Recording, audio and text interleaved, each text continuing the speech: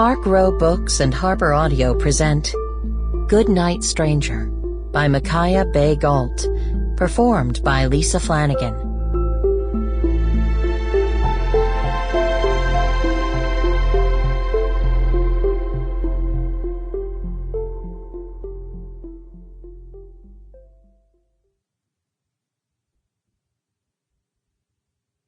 For Jeff.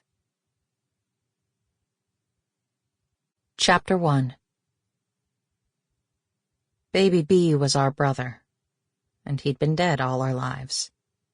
For a long time I thought I'd see him again, but by the time I was 28, I believed that the dead stay dead.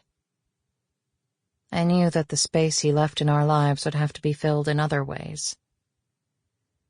That summer I was working in the information booth on the landing, as I had every summer for 10 years.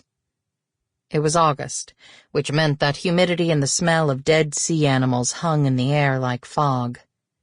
Masts clanged and seagulls cried out in the harbor. The water was blue-green and gray, and the sight of it made me thirsty. The ferry was a little white toy as it rounded the tip of the island, growing larger and more substantial as it lumbered into the landing and let down its planks. Passengers descended, blinking and lugging suitcases, and I leaned back to await their questions. I recognized everyone who stepped off the boat. They all fit into one of 3 categories: tourist, islander, returning visitor. I was an expert on tourists. They didn't know me, but I knew them.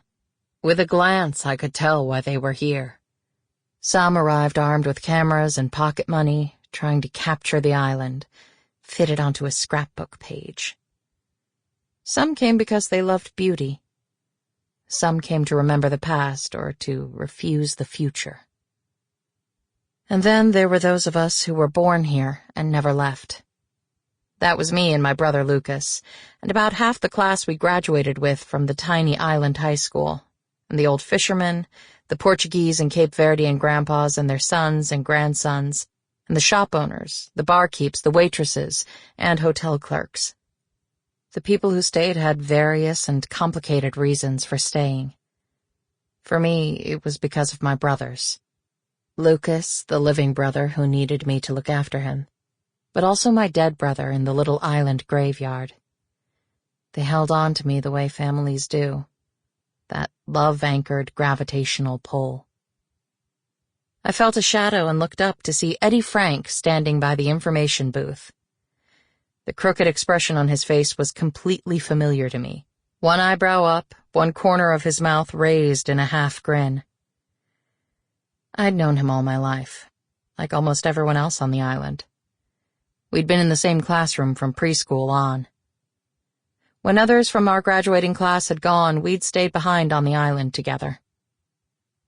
He leaned on the booth. "You coming into the bar tonight?" he asked. "It's been a while."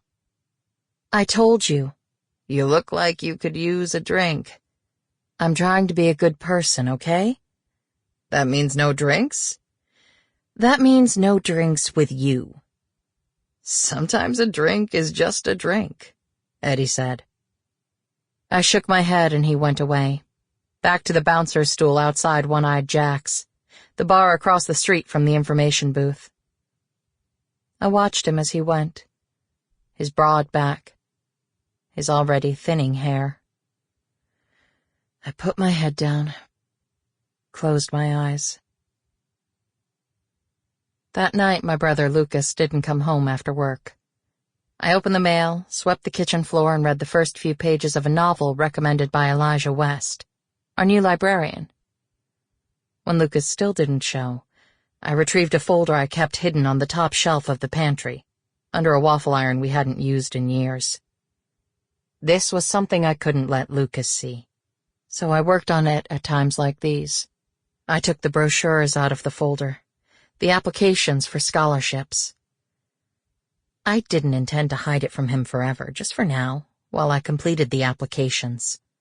There was always the chance that I wouldn't be accepted, wouldn't get enough scholarship money to make it possible. Then Lucas would never— Sample complete. Ready to continue?